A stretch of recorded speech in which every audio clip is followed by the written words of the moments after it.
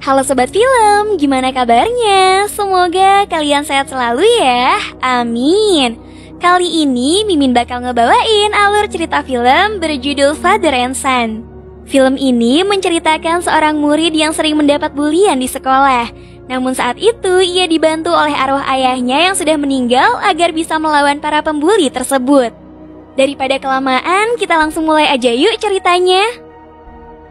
Film dimulai dengan diperlihatkan seorang anak laki-laki bernama Iman yang sedang merawat bapaknya yang sedang sakit. Diketahui bapaknya Iman mengalami lumpuh total. Setiap harinya Iman bergantian merawat bapaknya dengan sang ibu. Karena bapaknya sudah lama sakit, ibunya pun harus mencari uang untuk menghidupi keluarga.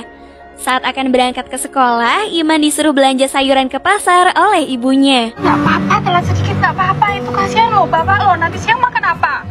Kas belanjaannya. Gak usah. Setelah belanja sayuran, ia pun langsung menuju ke sekolah. Namun sayangnya, Iman malah dihukum oleh guru karena terlambat masuk sekolah. Lanjutkan, Ma. Saat sedang membersihkan halaman sekolah, Iman justru mendapat perundungan dari siswa lain. Setelah hukuman yang diberikan sudah bebas, Iman buru-buru untuk masuk ke dalam kelas. Namun sialnya saat itu jam pelajaran sudah selesai.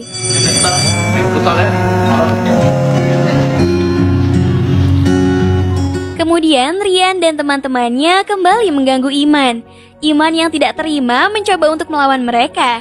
Namun karena kalah jumlah, ia justru menjadi bulan-bulanan mereka.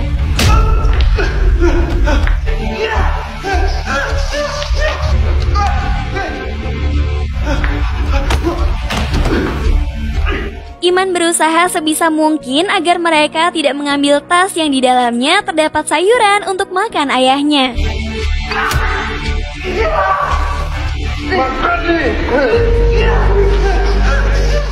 Untungnya aksi mereka ketahuan oleh guru sehingga para pembuli itu akhirnya kabur. Saat akan pulang, Rian dan teman-temannya kembali menjahili Iman dengan cara mengempeskan ban motornya. Di sini Iman tidak menanggapi mereka dan ia pun langsung pergi sambil mendorong motornya. Di sisi lain, 3 orang bocah yang sedang bermain bola tidak sengaja menendang bola tersebut hingga memecahkan kaca jendela. Kaget dengan suara tersebut, Bapak Iman yang terkena serangan jantung seketika meninggal dunia. Iman yang baru pulang ke rumah mencoba untuk membangunkan ayahnya.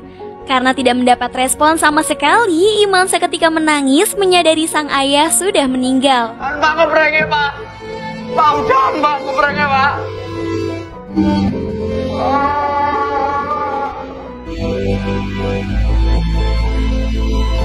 Setelah ayahnya meninggal, Iman seringkali melamun di sekolah.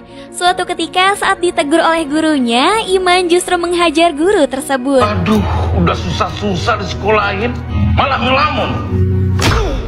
Setelah kejadian itu, ibunya dipanggil ke sekolah dan Iman dilarang masuk sekolah selama 2 minggu. Masuk dulu sekolah 2 minggu aja.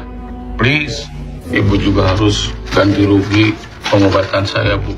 Malam harinya sambil melihat foto sang suami, ibunya bilang kalau Iman tidak pernah peduli lagi dengan pelajaran sekolah semenjak ayahnya sakit. Ibunya merasa capek menasehati Iman dan sampai sekarang masih belum ada perubahan. Udah capek nasehatin Pak, tapi nggak ada perubahan. Tidak ingin terus larut dalam kesedihan, Iman akhirnya memilih kabur ke Solo menggunakan mobil mendiang ayahnya. Gak bisa bikin ibu bangga. Sebelum pergi, Iman rupanya sempat mengabari ibunya kalau dia mau pergi ke Solo untuk mengenang ayahnya. Saat beristirahat, Iman dikagetkan dengan suara seseorang yang ada di dalam mobil. Man, tega banget kamu ninggalin ibu sendirian, Man. Awalnya Iman tidak terlalu menghiraukan suara tersebut. Namun karena suara itu terus mengganggu, ia pun akhirnya mencari sumber suara tersebut.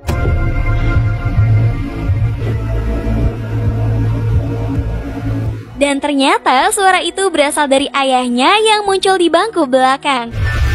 Hei, kalau ditanya tuh jangan diem aja. Ya Bapak sih, kenapa Bapak gentayangan, emang Bapak mati? Di sini ayahnya mencoba menenangkan Iman yang sedang ketakutan. Ayahnya menjelaskan kalau dia meninggal dunia akibat serangan jantung. Dan menurutnya itu tidak keren. Serangan jantung, Man. Langsung koin, gak keren banget deh.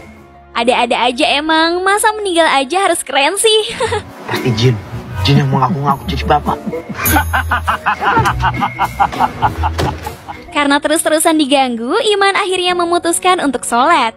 Namun ayahnya lagi-lagi gangguin Iman sampai-sampai sholatnya itu jadi batal. Sholat maghrib apa isya nih? Maghrib. Keesokan harinya, karena sudah terbiasa dengan arwah sang ayah, Iman kembali melanjutkan perjalanan ke Solo. Di sini ayahnya mengetahui alasan Iman pergi ke Solo, yaitu untuk menebus semua kesalahannya di masa lalu. Terungkap bahwa dulu saat keluarganya pindah ke Jakarta, Iman memaksa untuk kembali ke Solo dengan alasan di Jakarta tidak mempunyai teman. Namun karena permintaannya itu tidak dituruti, ia pun memilih kabur dari rumah. Naas ketika ayahnya mengejar, ia justru ditabrak oleh mobil dan itulah yang menjadi penyebab ayahnya lumpuh total.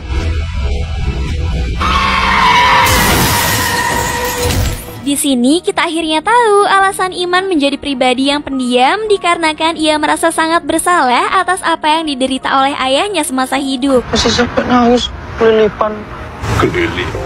Saat kembali melanjutkan perjalanan, mereka melihat seorang wanita yang berjalan sendirian di jalan tol. Ayahnya lalu meminta Iman untuk menolong wanita tersebut. Saat Iman menghampirinya, wanita itu malah berniat untuk bunuh diri.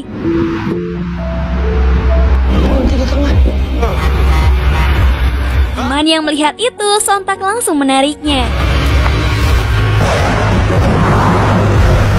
Menyadari jika wanita itu sedang tidak baik-baik saja, Iman lalu mengajaknya masuk ke dalam mobil. Malam harinya, wanita yang diketahui bernama Bella kemudian bercerita kalau dia mengidap penyakit kanker stadium akhir yang diprediksi umurnya tidak akan lama lagi. Dan itulah yang menjadi alasan kenapa dia nekat melakukan bunuh diri. Stadium akhir. Setelah mendengar alasan tersebut, Iman juga merasa kalau hidupnya tidak berarti lagi semenjak ayahnya meninggal dunia. Dan kerasa hampa semuanya. Tidak ingin larut dalam kesedihan, mereka akhirnya keluar bermain di pasar malam dengan tujuan menghibur diri. Setelah asik bermain, mereka berdua kemudian beristirahat sampai tidak sadar tertidur di dalam mobil. Saat itu ayahnya melihat pesan dari ibu Iman yang khawatir dengan keberadaannya. Di sini ayahnya pun memutuskan untuk mengantar Iman sampai ke Solo. Sesampainya di Solo, penjaga rumah yang bernama Pak Damar dibuat heran setelah melihat mobil yang bisa menyetir sendiri.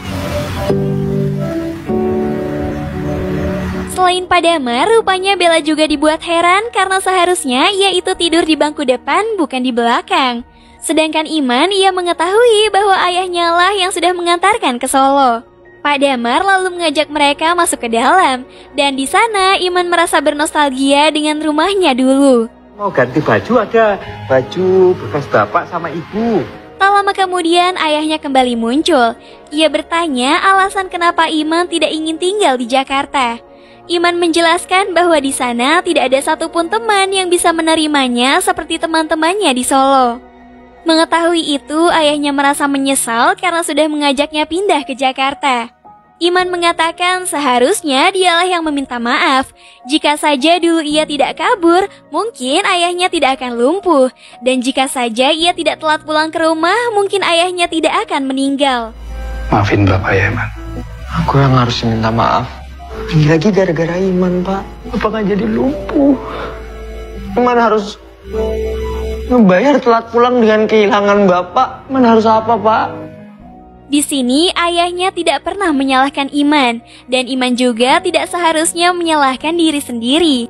Ibarat pesawat yang kelebihan beban tidak akan pernah lepas landas. Jadi Iman tidak perlu membawa rasa bersalah itu di pundaknya. Pesawat yang kelebihan beban tidak akan pernah lepas landas. Semua akan lebih baik. Yang sudah terjadi biarlah terjadi, Man. Kamu tidak perlu membawa rasa bersalah itu di pundakmu.